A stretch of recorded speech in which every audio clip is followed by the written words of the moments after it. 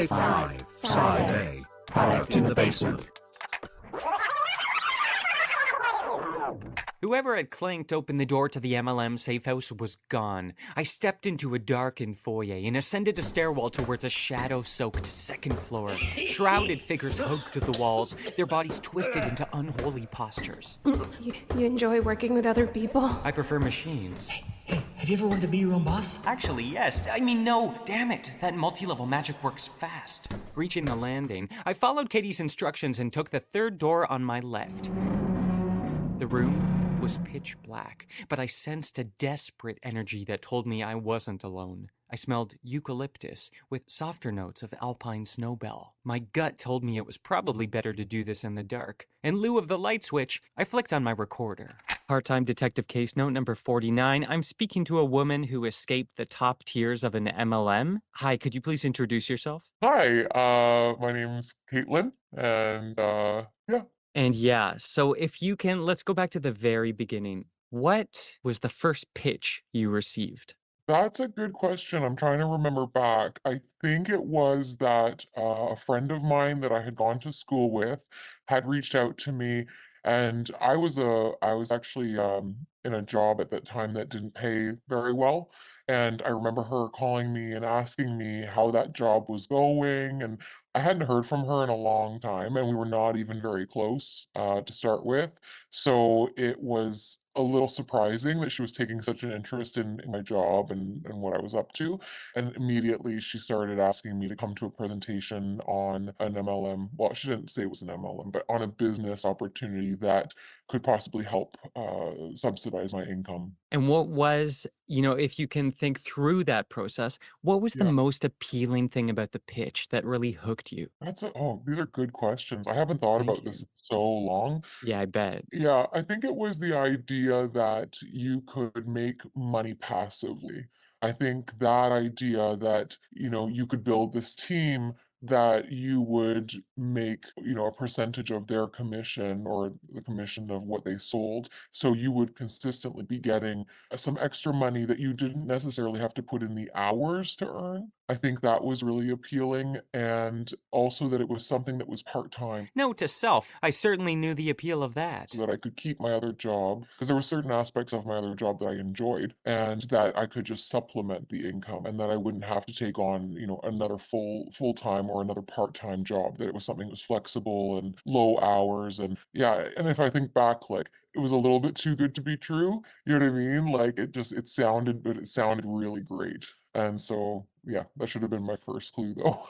Clues are easy to miss. I know better than most. Stop interrupting and just let them tell the story. Hey, your timeout's not over, speak and spell.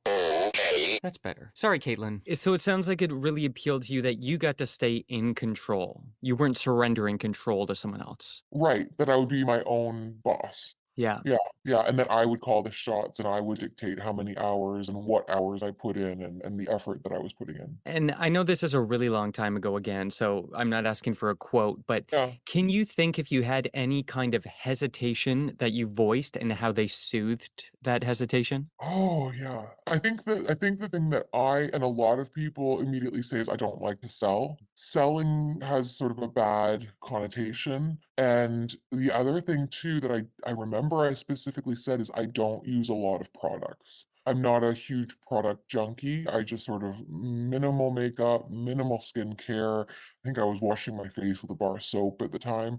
So it didn't really appeal to me to have all these products that I probably wouldn't have even considered myself, but then I then had to turn around and try and sell to other people. So that was a little bit concerning for me.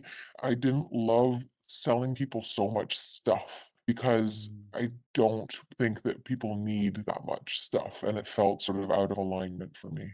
So, as you've sort of alluded to, you ended up taking part and then later on recruiting people for the business yourself. So, was that one of the hesitations you received? What kind of things would people say to you when you were trying to invite them in? Oh, for sure. The selling was number one. I'm not a salesperson. I don't want to sell. The other thing is I don't want to recruit people. I don't want to ruin my relationships. by asking all my friends and family to either buy from me and that they felt an obligation to, or that I didn't want to, make my friends and family uncomfortable when I asked them to look at the business opportunity. Those were the big objections for sure. And how did you suit that? Gosh, yeah, it's you kinda get trained on that. So at first you don't know what to do, but Mhm. you always had your sort of mentor that was sort of helping you address those hesitations. And Oh, so each, person when they join gets assigned a mentor. well, you're under somebody right away. Okay. Like, you got recruited by somebody. So Okay. that somebody has, even a 10 more minutes, more experience than you, right? Mhm. Note to self, 10 again. They would sort of be the one that was handling those objections until you learned how to handle them, because you wouldn't know how to do that right away. We would say, "Oh, no, no, but think about it, like, when you love a product, you just tell people about it, and then it's organic." And so when you're getting great results on something, somebody goes, "Oh my gosh, your skin's so great," and then you say, "Oh, I'm using this amazing product, and look at all the ways in the world that we sell all the time." Yeah. Like if you go in for a job interview, you're selling yourself. And again, that whole sort of, you recommend products to people all the time. Like, oh, if you find this great salad at a restaurant, oh my gosh, I just had the most amazing salad. Like you wouldn't hold back from doing that. So that's exactly what you're going to be doing. I love a good salad. I'm glad you brought that up. It really sounds like it's sort of proto-influencer culture, really. This, like, Yeah. you're not selling anything, you're just showing how much you love something, and other people connect the dots. Yeah, that's a really great way of connecting those 2 things, but yeah, obviously this is pre-Instagram, pre sort of influencer, but you're absolutely right, it was sort of that mentality that is now influencer mentality, but yeah, and, that sort of idea that you are a little bit of a celebrity, you know what I mean? Like, in your own head that, like, people wanna do what you're doing if you look like you're having a good time, if you are looking good, so there was a lot of focus on the way you look and your attitude in life and really kind of elevating yourself as something to be admired. I could see how that would be empowering at the beginning. Did it end up feeling like a disconnection? Yeah, absolutely. Yeah. I mean, I would have to say that if I'm being really honest, it always felt fake from the beginning. Okay. I was putting it on. There were moments where I was really hit with the reality of it. So, for example, I remember I was at a very high level and I was making significant money. And I remember that I went out for dinner with actually a girl who was even ranked higher than me. And we went to a very expensive restaurant and we ordered a very expensive wine and very expensive food. And, at the end of the day, I got the bill and obviously we split it. And I walked away having spent like $300 on dinner or something like that. And that was half the bill. And I just went, this is not who I am. Like I would never ever do this. Is not how I was raised, but there was this pressure that, well, you're a regional vice president, so you should live this expensive lifestyle. There was a big thing on if you had nice shoes when you like so very expensive shoes when you went to conferences, you really wanted to show how much money you were making. But if I'm being honest again, the money was not so much, you know what I mean? Like, it's like, it wasn't that much money, but they almost made it seem like you had to almost overspend to show how successful you were because then other people would want what you Of have. course, of course. Which again is not really my jam, like, I'm not that kind of person to begin with, and, like, I mean, I like a nice bougie pair of shoes, but I would never, spend that kind of money unless there was something really special or I got a really huge deal or something, but again, that pressure to kind of overspend, in a way, it was almost tacky. You really wanted to show how much money you had. They wanted you to pretend like you had more money than you had. Of course. It makes sense. And it's that kind of like delicious aspirational power fantasy where you're like, but I'm worth it. Yeah. So yeah, maybe I will. I'm curious too, because I imagine there was some kind of playbook or like, training module. Was there a specific number of recruits that you had as a target? Like how many people did you want to try and get in? Oh, as many as possible. As many as possible. Yeah, Okay. yeah, yeah, and there wasn't really a playbook. Again, that was another reason I left, was that there was no real plan, and when they said, "Okay, guys, follow a system," the system changed Every 4 or 5 months, somebody was like, oh, I went to this one conference and now we're going to do this. But you have to spend all this money on the new product in order to do this kind of system. And that was the other thing. Oh my gosh, the amount of money that we spent on products and that we were expected to spend on products. I remember one Right. year I did my taxes and I think I had spent $8,000 on product that year. Wow. And I can tell you right now, I still have unopened product in the basement. Yeah, Yeah, still. I get it. Well, it's Christmas and Easter for the next decade. You are set. Now, I'm curious because you've already kind of alluded to the fact you've left. Mhm. So, where did it start to turn and why? I would say that the expectation of spending money was a really big disconnect. And also, I started hearing lies. So there was this couple, and they appeared to be making a lot of money in the business. And they were at a conference, and another person that I spoke to overheard the husband say to the wife during the presentation, oh, well, you can expect to make, $10,000 a month or something like that. That's a few tens too many. Ruby, can you look into the number 10? 10-4. That's cute. I like speak and spell you. Sorry, Caitlin. So, this husband and wife gave a presentation saying folks could expect to make 10K, but in private, The husband turned to the wife and said, yeah, but they don't talk about when everybody starts to leave your business and your paycheck goes down. But on stage, that same husband would say, we're making tons of money. Oh, yeah, it's super easy. So when I started to hear those lies and like really see them for what was actually happening, and also people were leaving my business. So I was seeing mm, my paycheck plummet, and nobody ever talked about that reality of things. And they don't talk about the reality of people leaving. They also make everything your fault. So if something happens, it's not because of anything other than you did not put enough work in. mm, And you're constantly beating yourself up because you're not at the next level yet, or you're not reaching a certain target, or you're not selling enough. It's always your fault. mhm. And there was no understanding, and there was also no plan for when things got rough. You kind of had to just go back to basics over and over and over and over and over.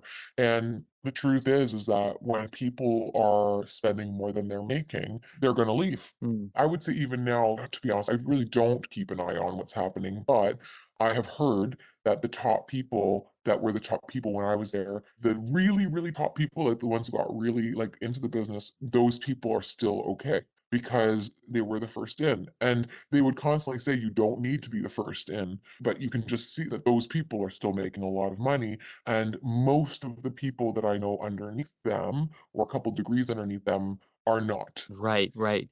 What you're describing sounds like it could be considered a pyramid scheme. Is this how you identify the MLM you're involved with? Yes. Now, Mm, I've done a lot of research since then because when your eyes get open to it, you kind of see you're around so many people that are telling you the same story over and over again. So it seems normal and it seems legal and it seems like, oh, all these people want to take us down, but it's because they don't understand us. Like it's a cult. 100% it's a cult. mm, And when you're in a cult, you have all these people saying the same thing. So you believe it to be true and you believe it to be normal, right? As soon as your eyes get open and you see it from the outside, then you start seeing all the cracks. So then I've started listening to podcasts about MLMs, and now I can see the craziness and I can see the pyramid nature. And also, I can see these organizations are so powerful and have so much money that they won't get taken down by the government because there's too many people being rewarded for keeping MLMs alive. mm, It's just the argument that they would use when somebody say it's pyramid. Well, then why is it still going on?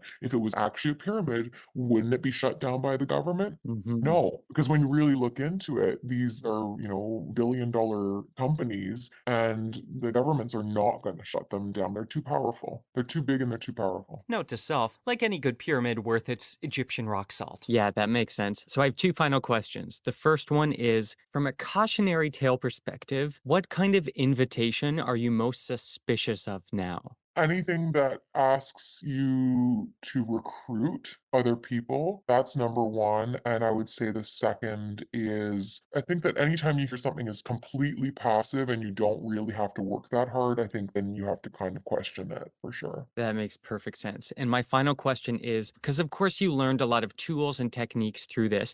I'm not talking about, malicious persuasion, but if you want to kind of get someone onto your side, what's the best way to do it? Storytelling. I think that's the best thing is that when you can tell them a story that they can relate to, then they feel like, oh, we get each other. So that's for sure a way of persuading. And then also I think one of the big things that they taught us, whether you sell cars or you sell real estate or you sell, at the Gap, like you're going to have to handle objections. And practicing how to handle those objections is really a good way of persuading because when you can confidently show somebody why what their hesitation is, oh, well, no, I totally understand why you would think that selling is hard, but like, think about it, like you sell all the time, like when you get this great salad, like, if you've gotten those objections and then you are very confident in handling them and you've practiced it and you've done it over and over and over again, that makes people feel a lot more confident in getting on board with whatever you're doing or selling or whatever. That makes perfect sense. And I want to thank you for starting and ending this conversation with a salad reference. Who doesn't love a good Fantastic. salad? I mean, certainly not me. Look elsewhere. Even after my eyes had adjusted to the dark, Caitlin was little more than a ghostly silhouette. I couldn't see much, but just enough to notice that she'd started to shake. Little tremors, like the echo from a passing train, and then the full-body breakdown of a hula dancer on the dash. A little help in here? Two figures rushed into the room in makeshift hazmat suits. One slapped a set of plastic notes to Caitlin's Edelweiss-scented neck. She needs a free sample. What? Something tiny to try before she buys it. Just a hit. I don't have anything. She's flatlining. I reached into my trench coat pockets. Magnifying glass, bus pass, Chiquita Banana's Big Book of Bugs, no wallet, thanks to Dorito. Without thinking, I pulled out Eve's pocket Bible. Give it to her. I handed Caitlin the sacred text. Perhaps the world's oldest surviving sales spade. Caitlin, the pyramids start in book 2. Now get out. I'm not easily shaken, but I was shook. Caitlin had gone from salad fan to sales shark before you could say regional vice president summit at the Marina Bay Sands Expo and Convention Center. With a pyramid like that, she could have been mistaken for the 1992 United States Department of Agriculture. Huh? The original food pyramid. Admittedly problematic, but so is every first draft. Best of luck with the detox, sir. What? Oh, and take it from a friend of mine, stay away from mansions and green melon. Shut up! It was still dark, but dawn wasn't far off. Public transit was down until 6 a.m., but childhood gymnastics had gifted me with a tireless pair of getaway sticks. That's detective slang for legs. Look it up. But legs aside, I felt like a rusty tin of room temp crab dip. I shook my clammy hands in a vain attempt to air dry, but the movement roused a headache that quickly spread into my neck and shoulders. Suddenly, it was as if my feet had been encased in cement. I dragged myself to the curb and crouched in an alcove to catch my breath. Hey, Ruby? What the hell? Let me try the office phone. You've reached the private and confidential answering machine of Part-Time. Ruby? Why are you talking? Oh, right. Turn off Speakin's bell and give me a 4-way split of Lucy Brennan, Birdie the Early Bird, Bess Marvin, and Evelyn Cross Mulray from Chinatown. Forget it, kid. It's McDonald land. That's better. Why didn't you answer the walkie-talkie watch? Gee whiz, Nancy. Did you just call me Nancy? I didn't answer your call because you tried to turn me into a one-function Happy Meal toy. Was that your idea of a joke? I don't have to explain myself to you. I'm the boss. Then strike the match, big boy. But I might be the last bridge you get to burn. Is that really what you want? No, I don't. I'm sorry. I'm not myself these days. I don't know what to say. You can say, Ruby, I'm paying you. Not quite yet. Listen, Ruby, I need you to run a body diagnostic on me through my watch. Can you do that? What's wrong? Hallucinating more fire-breathing babies. Is that a yes or a no? Take a deep breath. Hold your watch up to your eyes. Ow, that's bright. Now spit onto your watch display. Are you for real? How do you think the watch feels? Puh. Okay, I'll have those results back soon. Why don't you rest for a few minutes while I tell you what I found out about the number 10? Hit me. Unlike the complex processors of machines like me, human simple brains prefer round numbers that make things feel easier to process, like 10. So far, my simple brain understands. 10 is especially resonant with humans because you're born with 10 digits of your own. Oh, fingers and toes. Nature's abacus. This counting system is called base 10, though most mathematicians find base 12 to be better equipped for calculation. I don't think I could hold a magnifying glass if I had 6 fingers. Throughout history, 10 has been representative of completion, totality, and renewal. Rebirth. Yeah, that's right. I'm feeling better already. Thanks, Ruby. I'm grateful for you. I'm ambivalent about you, but that might change if you put me on payroll. I'll call you with your test results. Slightly refreshed from my break, I started walking. The depths of Skid Row dissolved into the neon gleam of the red light district. Blank facades became decorated storefronts with window boxes showcasing an assortment of gorgeous creatures for every taste. In this part of town, nothing was taboo. Ooh, that one's dressed like Alf. Cute. Thanks. A sharp kiss of leather knocked my fedora clean off my head. Hey, what's the big idea? Oh, Lady Pym! Lady Pym had been a classmate of mine at the Part-Time Detective Academy, but she'd been kicked out for being too bossy. It seemed she'd finally found a line of work that played to her strengths. She waved me in and offered me a cup of coffee, which I readily accepted. No sugar, 2 salts. Part-Time Detective tip number 30. Some tastes we're born with. Lady Pym was charging by the minute, so I flicked on my recorder. Part-Time Detective case note number 45. I'm speaking to a professional boss. Could you please introduce yourself? Absolutely. My name is Lady Pym. I am a professional dominatrix in Toronto. Have you always preferred to be in charge? Oh, you know what? I think so. I think yes is the answer to that. Like if it's a group task, I feel the need to rally the group, direct the group. I kind of maybe I've done it in a more subtle way in the past. But yes, I did always feel the need to be a bit of a control freak, unfortunately. When did you realize it was something that you could do professionally? I was always kind of in the sexual field. So this was in, the universe that I lived in already. I did some kind of dominatrix adjacent type work. And then I finally thought, hey, let's just do the thing. I knew people that did this at that point. So I had a lot of great resources as far as like how one might start.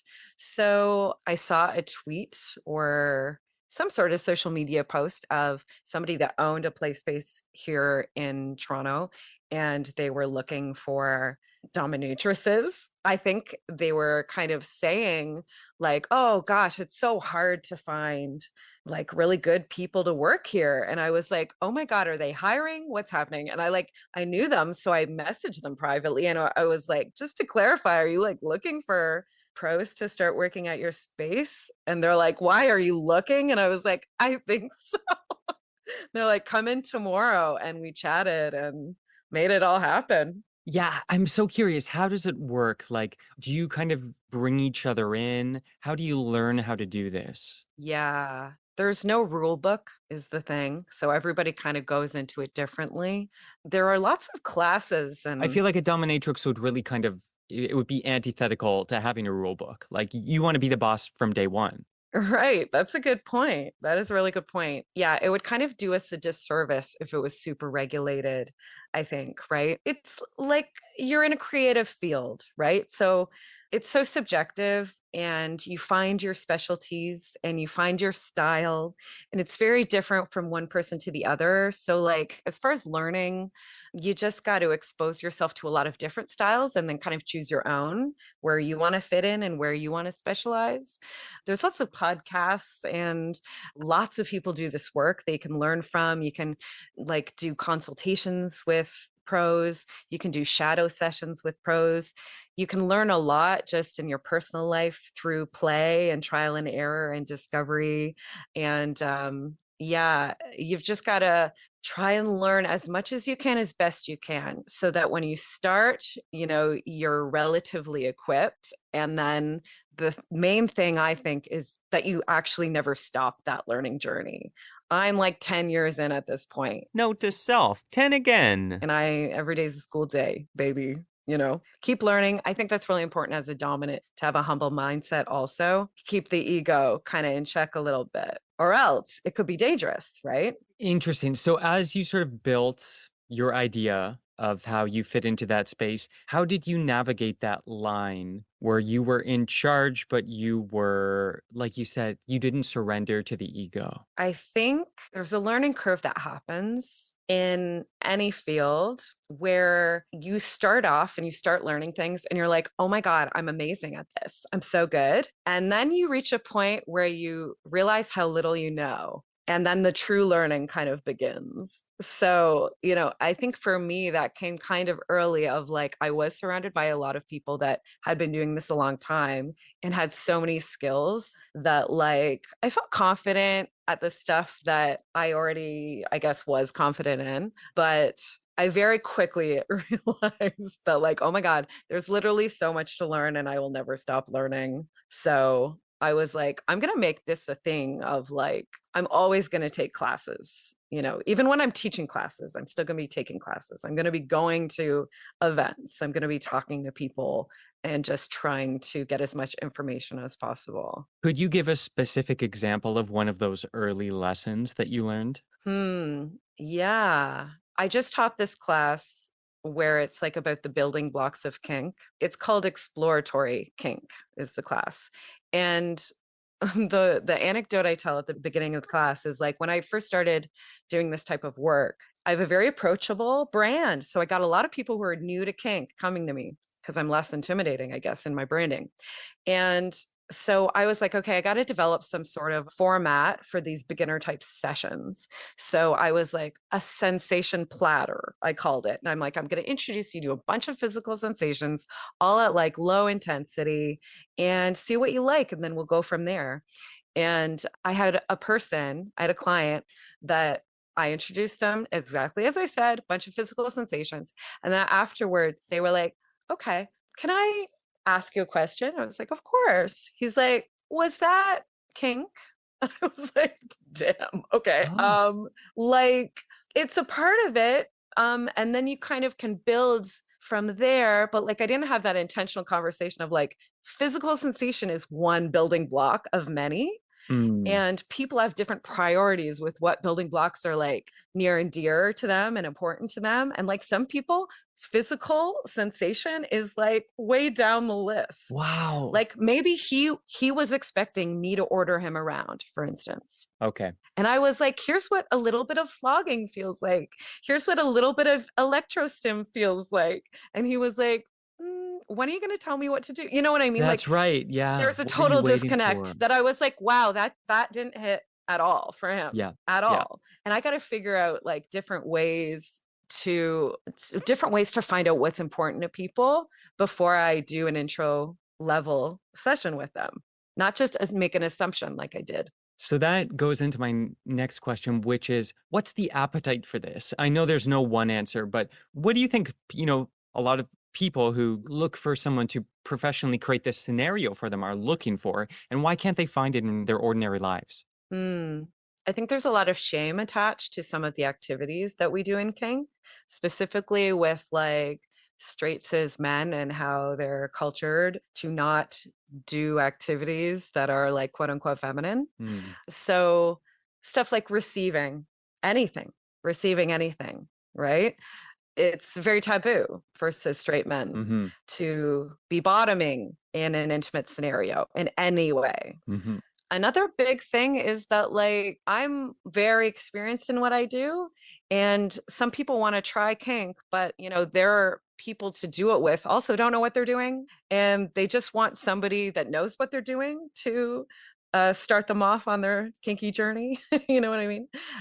Both for like safety, and also I've got like so many different things we can try, like physical furniture and implements and stuff that we can do that like if you're just two people that don't know anything about anything, you're not going to have access to any of that stuff, and they really don't know where to start a lot of the time. So I think it's actually a really awesome choice for somebody that's new to kink to come to a pro, just to give them like some sort of an idea going forward so that they can play with people in their personal life going forward and have a bit of a roadmap. Right. And you've an instinct at this point. How do you show someone what you think they might want without giving them something they haven't asked for? That's a fabulous question. And I think my answer is that you do the best you can with the information you have in the moment.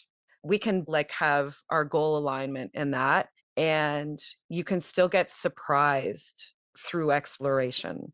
And that's okay as long as we have that conversation of like, right, we're intending to do this. We're going to build rapport and trust by me listening to adjustments from you and your safe words and all of this stuff. And you've given me as much information as you can with your language, with your experience in the moment. And with all my experience, I'm receiving that and creating a scene around it. What's the best thing about being in charge? I think giving people the experience, holding space for people to not be in control.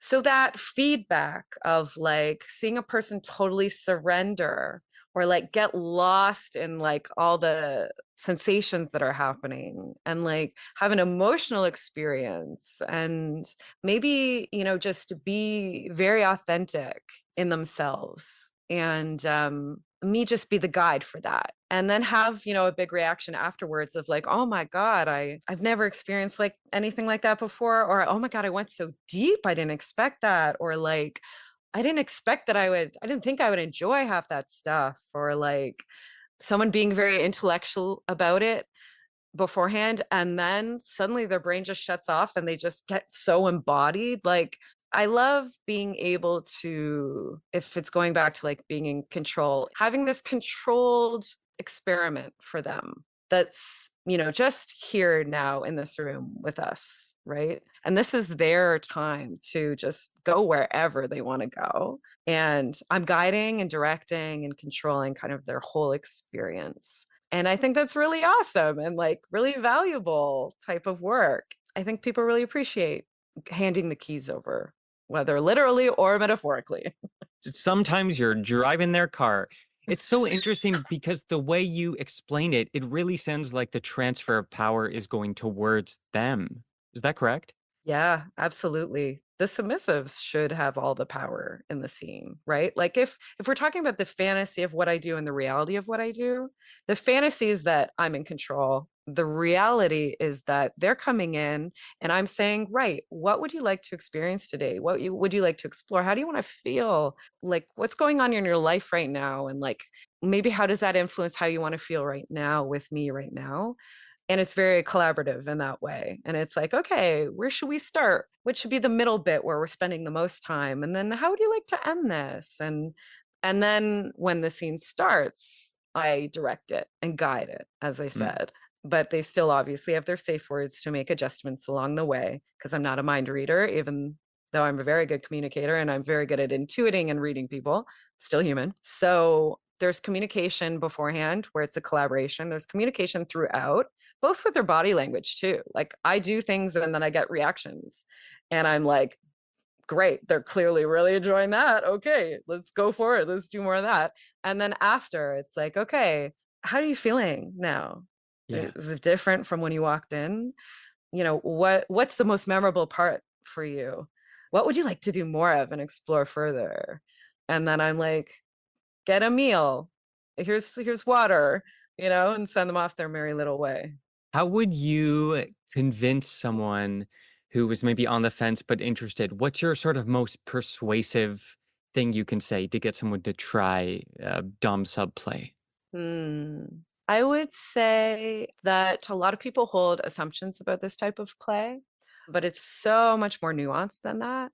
And a lot of people that have like desire discrepancies and like different desire in relationships, for instance, where maybe Hmm. one wants to do some kinky shit and the other one's a little apprehensive about it. And I'm like, maybe you can talk about like the intentionality underneath all of this, like what it means to you and how it's really a love language for you, even though on the surface it may not seem that way. It's like, I feel like a lot of people can more often connect on like the meaning and the how and the why of what we're doing and the emotion underneath what we do versus like the activity, because it's like maybe the person wants to feel like cared for and wants a space to be vulnerable and wants to be guided, you know, through their authentic journey with their emotions, and they want to be able to like not be in their head and feel stuff and they don't get to feel stuff very often. And it's like, do you want to provide that for your partner? The person's like, well, yeah, obviously. Yeah, I do. And it's like, okay, the way to get there is like being flogged. Right. And so like right. at first they're like, no, do I want to hit you? Absolutely not. Oh my God, no, I love you. I would never want to hit you. And it's like, okay, but it's consensual play and this is what it's doing for them. Right. So if you think of a lot of that like a love language, people can often get on board if they reframe it that way. Right. And the love language model we've been handed is very, gifts and acts of service. And sometimes it's hard to reconcile flogging with that list. Right. Yeah. But it's just physical sensation. It's like opening Yeah. up that idea of like when we think sex, it's like genitals only. And it's like, but we have Yeah. our whole bodies. And then on top of that, we have our imaginations and we have our emotions. And like we can kind of think out of the box a little bit as far as like Mhm. what does intimate touch look like. And Of course. yeah, right. So it's just like another thing of like when you bring sex toys into the bedroom, it's like, well, you can bring all these other toys too. And they feel intimate and vulnerable and sensual, all that stuff. So talking about this sort of the way fantasy and reality kind of bleed together and feed one another, what has this work, the opportunity to create space for this work, changed about your life, your identity maybe? How has it reshaped you? It fully has, first of all. I think it's taught me so much about boundary navigation in my personal life. I think I've gotten so good to holding space for people and like extracting information about like, what do you really want to do? Like me aside, I have no ulterior motive. I'm a professional you're hiring. I'm here completely for you to do this thing for you. So like you tell me the things you want to do, like fully tell me, no shame, no judgment attached to it. Like tell me your safe words. Tell me the things you want to do. Tell me the things you're like a bit nervous to do, but you want to do.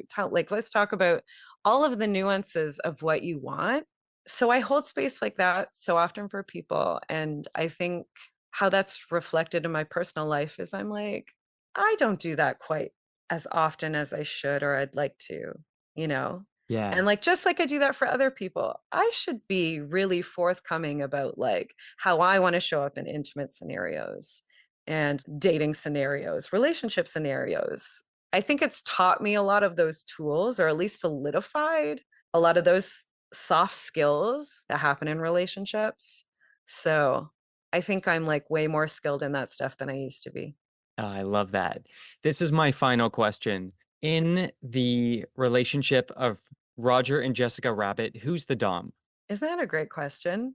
Because depending on the perspective, either could be. It's like if you see a couple and one is cutting up the food in little cubes and feeding it to the other, who is the Dom in that scenario? Could be either. The dominant could be caregiving and food monitoring and cutting up the food for the submissive and monitoring every little thing that he eats and consumes. Or the person being served could very well be the dominant as well. And like pulling kind of a celebrity dom move of like, I don't lift a finger I don't even cut up my own food. So it can really, really be seen by both ways. So power is all about perspective. Absolutely. And context, very context dependent. Delicious. You have put me in my place, and I feel both empowered and completely useless. Oh, good. That's what I aim to do. So that's perfect. Seeing that it was almost breakfast, Lady Pym offered me one more cup of coffee and a banana on my way out. Whew, what an alpha. I stepped outside to discover a beautiful orange sunrise, a smoky one that smelled like the hot ash of Swiss pharmaceuticals.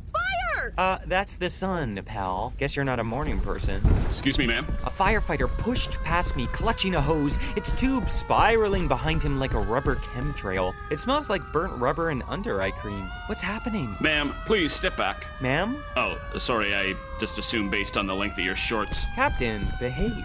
I joined the rest of the crowd, hiking my shorts a little higher in demonstration of my civic duty. The firefighters were running towards the depths of Skid Row. The billowing smoke was practically opaque against the brilliance of the rising sun, but I thought I saw the fire captain drag their hose into the same alley as the MLM detox house. Oh my god, Caitlin! I instinctively ran forwards, but an officer in a smoke-proof visor held me back. Step down, ma'am. I reluctantly surrendered and turned back into the crowd. Hopefully, Caitlin had come out of her fit in time to escape, but what could have caused the fire? I was sure the neighborhood was full of antique gas lines that were just waiting to go boom. But could it have been related to my visit? And if so, how? I doubted anyone I'd seen in the safe house even had the strength to strike a match. But Dorito had been there, and they knew I had too. Suddenly, I felt something brush against me. I assumed the fire captain had come back for another look at my legs. Take a picture, it'll last longer. But it wasn't the captain. I locked eyes with the towering caped waif, whose hand was rapidly retreating from my trench coat pocket, clutching Chiquita Banana's big book of bugs. Thief! I pushed through the smoke-filled crowd, keeping my eyes locked on the big boy's fluttering cape. Looks like I'm not the only one with a nice set of pins. Everything okay? Detective Campbell, your heart rate is dangerously high again and it's barely 6 a.m. Do I even want to ask? I'm in the middle of a chase scene, Ruby. Whew, it's hard to run and talk. And yet humans consider themselves the dominant species. Okay, thank you. Goodbye. We ran through the smoke in a way that looked both majestic and mysterious. If I didn't know any better, I'd say this kid had gymnastics training. I did my best to keep up as we grappled a corner, hopped a chain link fence, and Pike jumped off a rusty dumpster. Stop! I need that book! A car slammed on its brakes, and we hopped across its hood like a pair of enviously lithe gazelles. This is incredible! Thank you, I know. Finally, I turned a corner and found the waif trembling in the corner of a dead end. Hey, I'm not gonna hurt you. I held up my clammy hands. The run had sapped the last of my fleeting energy and my muscles were shaking. I bet you're tired. I am too. After all, part-time detective tip number 16. Capes look good, but mind the drag. Let's sit.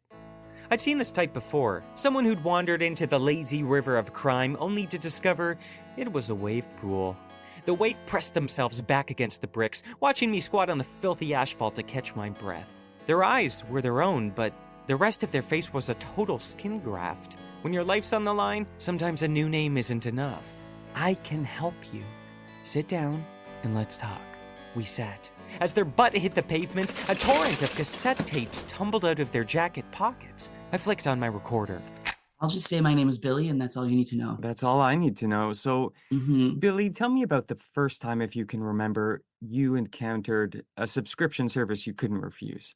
I believe, okay, so I mean, well, if you want to talk about the Scholastic Book Fair, that probably really got the ball rolling. Oh, it felt pretty earnest. Yeah, you're right. It's books, you know? It was for sure in the pocket of like big books, like it was a corporate endeavor. Absolutely, absolutely. But I feel like encouraging kids to read, that's not a crime.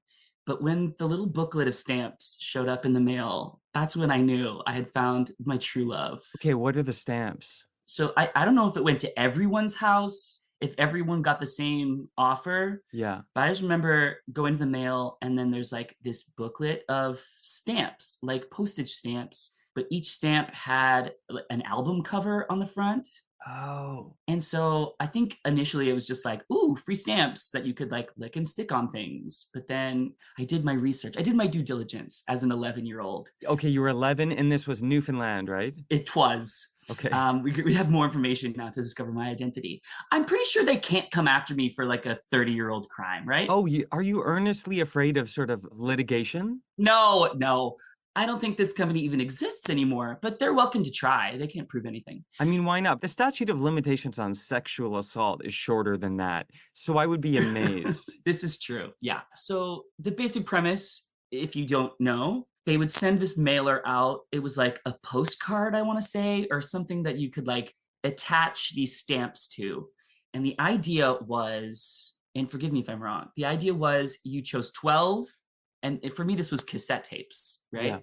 Yeah. Because I'm old. You chose 12 cassette tapes for a penny. And I'm realizing now I'm saying things that anyone born after 9/11 won't even understand what that means. No noun that you've used so far tracks with people.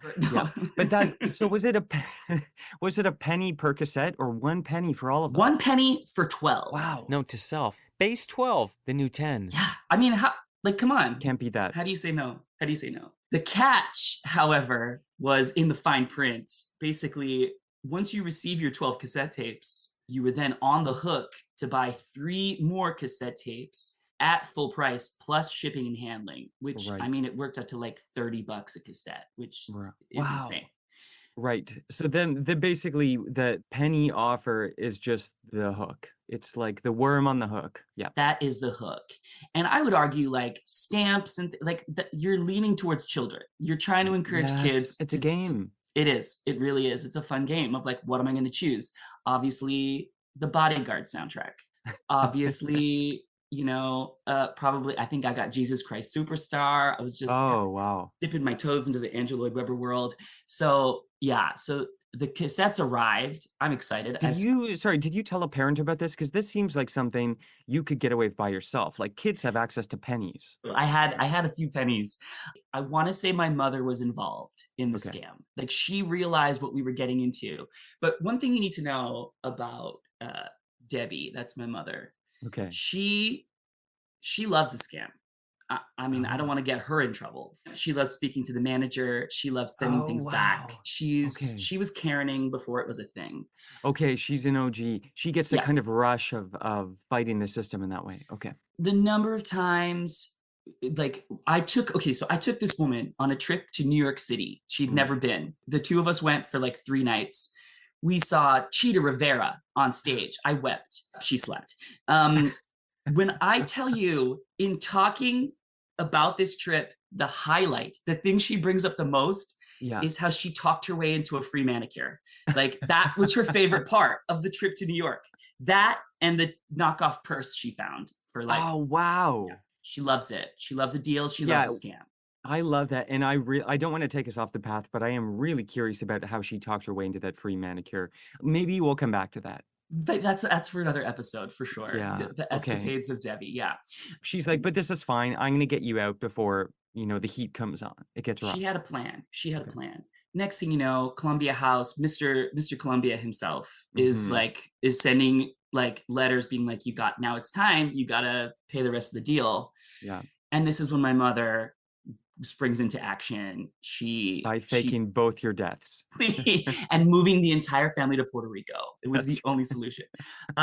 No, she got on the phone. She did what she does best. She phone treed her way up to the top to basically complain. He had no authority to spend his penny on this. Her scam was that I was an idiot, which, I mean, frankly, I was. Listen. She was not wrong. And I was a child. Her fingerprints were not on the original, I think it was all my printing of our address. There was no credit cards because I obviously didn't have a credit card at that time. And nobody was giving my parents a credit card in the 90s. I'm telling you that. I love that. But also that's interesting that at a time when you could the penny was sort of your signature on the contract that like, it doesn't matter if you have a credit card, you're in. Yeah. Okay. So, I mean, at that point, all charges were dropped. No collection agencies came for us. They were like, they succumbed. She did it. She did the thing. And so riding off that high, was she like, well, let's get out? Or is it the thing where she's like, one more heist, kind of Ocean's 11 style thing? I will say, to bring it back to the Scholastic Book Fair, there was a book version of the Columbia House Music Club. I don't know if it was the same company. I think it was a different company. Yeah. And I believe we pulled the same scam on them because I do remember getting many dream interpretation encyclopedias in the mail and not paying the full price for the rest. Yeah. And so this was something you think where she knew the game at this point. She's like, we're going to go in and then I'm going to do this phone tree thing. But do you think with Columbia House, it was organic? Like she realized your predicament. And as a mother, she was like, I've obviously got to step in, and then realized what she had access to.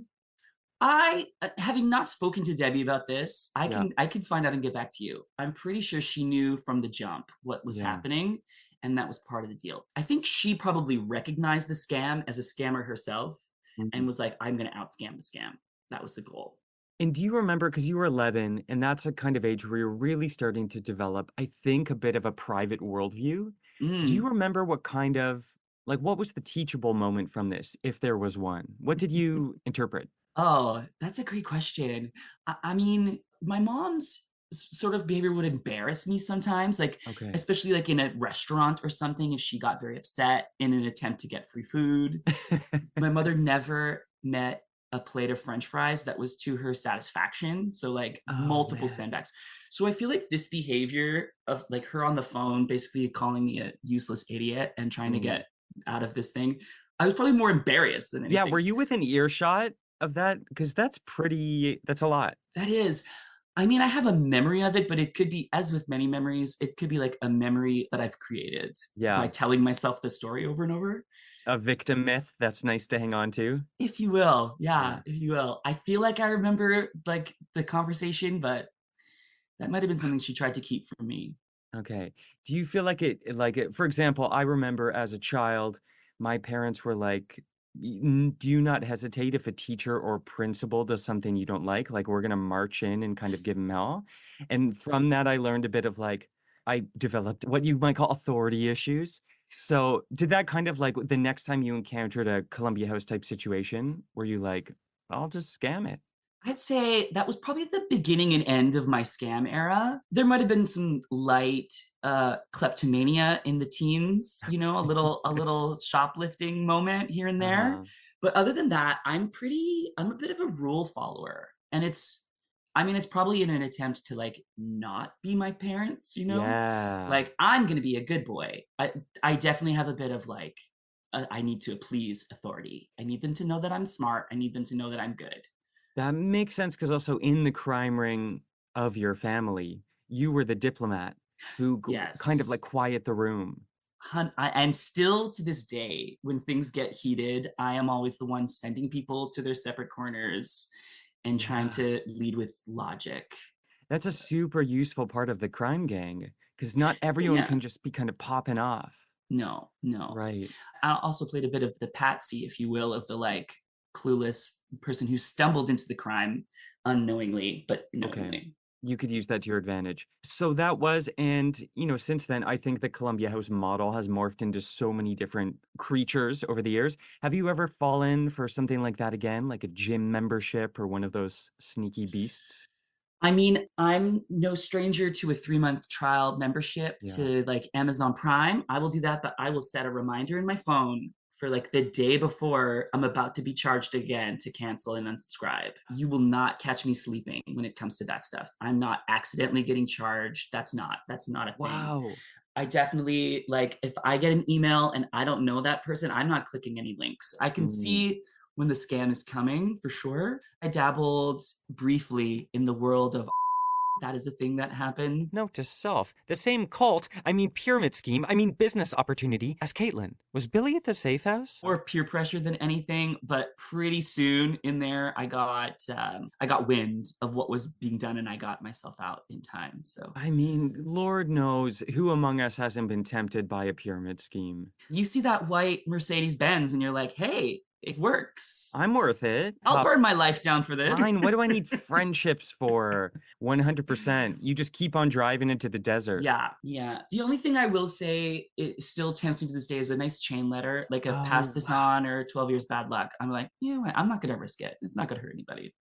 Seriously, what do you have to lose but your identity and your banking info? Okay, so let's end it here, which is having been exposed to these things, having become a person who works very hard and has developed a sort of intuitive sense to get out of the scam.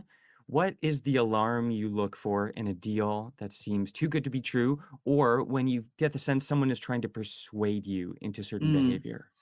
If I look at your email and you've spelled like the incorrectly 5 times, I'm like, this is a robot. Who does this punk think he is? Ruby, shh. Definitely the like, when you look at something and you think this is too good to be true, it probably isn't true. That for me, if I look at it and I'm like, what is the other party getting out of this? Because nobody's doing anything for my benefit. Right. If it seems like the other party is definitely coming out on top in this situation, then I don't want to get involved. So you need to be on top and you need to spell check. Exactly. Yes. I love this. And just because I cannot let this go, can you, in just a few sentences, tell me how the hell your mother got a free manicure? Okay, so maybe it's not a few sentences story. We had been in a car accident on the way to the airport. This is a big story. But we were still early. And so we decided to get manicures while we waited.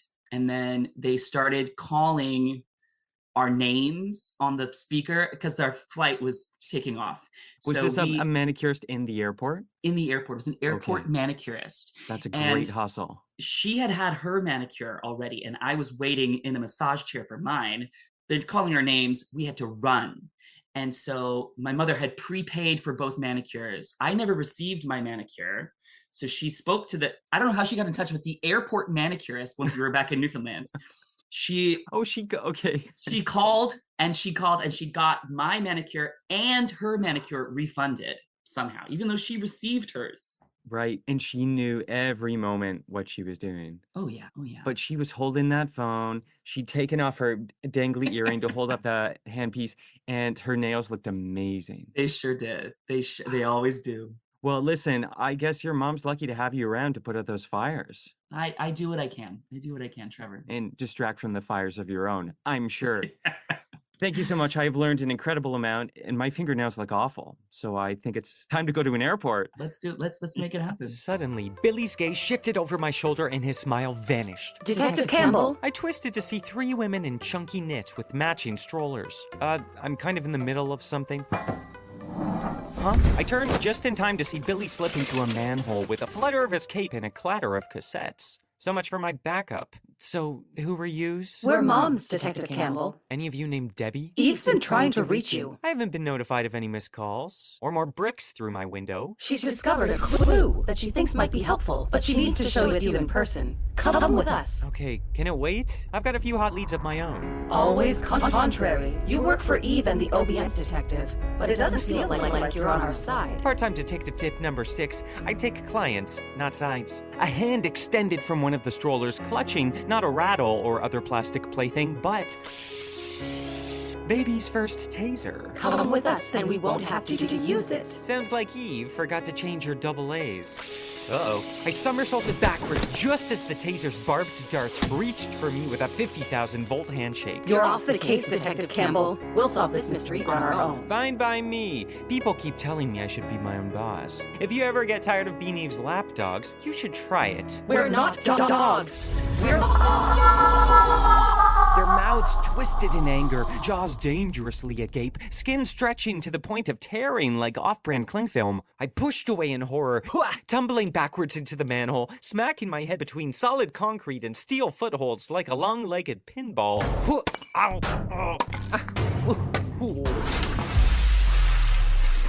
And then suddenly their brain just shuts off. The sun is blocked out for a time. And then that's when like a whole presentation began.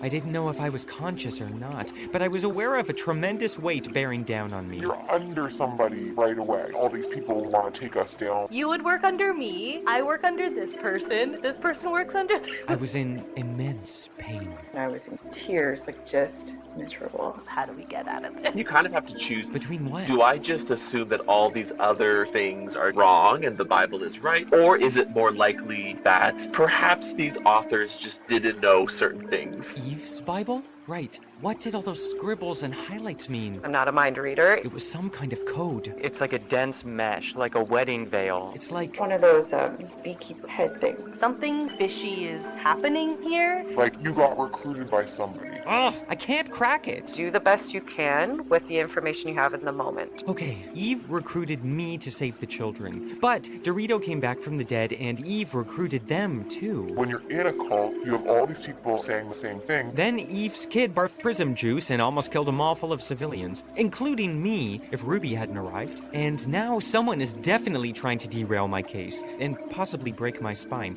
But is it Dorito or Eve? Or someone else entirely? How does this all fit together? A pyramid. And I can see the pyramid nature. And Ra being this major sun deity, that would have been pretty big. It was like a massive house. A pyramid isn't a house, it's a tomb. I still have unopened product in the basement. Pyramids are above-ground tombs, liminal spaces connecting the realms of life and death. Do they have basements? Something is off. And what does any of this have to do with libraries? You're leaning towards children. You're trying to encourage kids. I just want to solve mysteries. Kids love me. They think I'm somebody that knows what they're doing to start them off on their kinky journey. God, no! That's right-wing propaganda.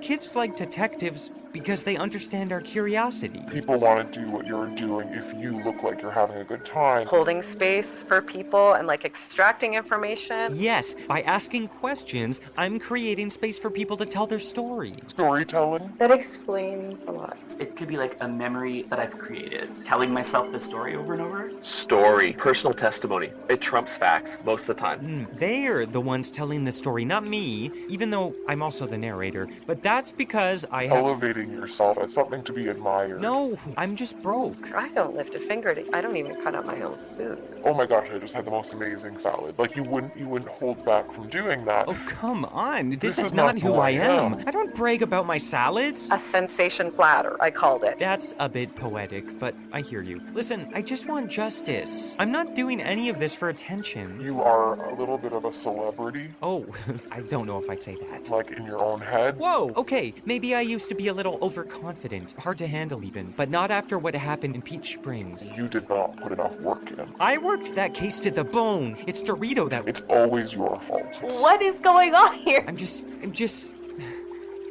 curious. You just have really sweet blood. Yeah, I just have... What? Like, come on. How do you say no? How do you say no? I'm afraid of screwing this up like I screwed up Peach Springs. Not only did I pooch that case, I sent my lover face first down an abandoned mine shaft. My true love. Which, ironically, I just did to myself to escape a baby with a taser. Immediately red flags. It's never just one. No plan for when things got rough. That case ruined my life, my career, everything. I was an idiot. And I have no one to blame but myself. So can you blame me for deciding to only work with machines? I don't have to worry about hurting them or being a bit of a control freak. Which, I mean, frankly, I was. Listen, machine's sole purpose is to serve. Come on, I'm one of the good guys, right? I am going to save the children. I think that's really important as a dominant to have a humble mindset also. Keep the ego kind of in check a little bit. Or else it could be dangerous, right? I'm not dangerous. The OBMs are. Eve is. So it's kind of this like battle of the deities. The OBMs may consider Eve a deity, but she's just as human as the rest of us. This is a robot. Eve's not a robot. She has a child. There's no rule book is the thing. God, I wish there was a rule book. The Bible is right. So says the apostate.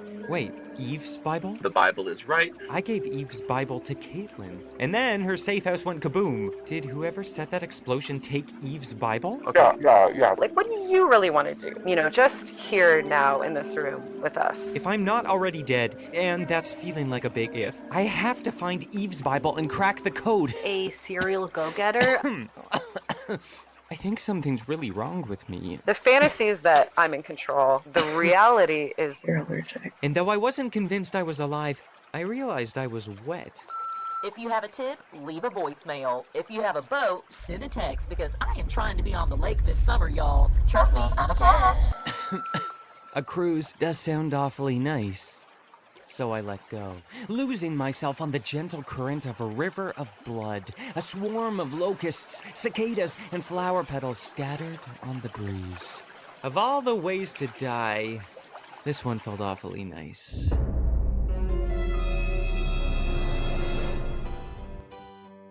To be continued.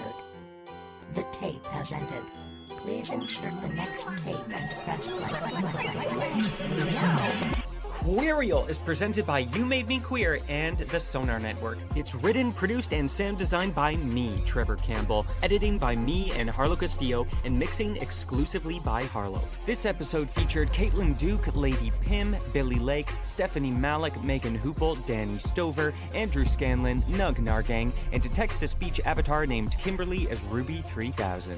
You can learn more about them and their work in our show notes. Our theme and all of our music is by Critty. For more of her work, check out lavenderbruisers.bandcamp.com. You can find extra clues and case notes for this episode at trevorcampbell.ca/Queerial. We're on Instagram at YouMadeMeQueer. If you want to stay on the case, subscribe to Queerial in your favorite podcast app. Until next time, be careful out there. Things are getting queer.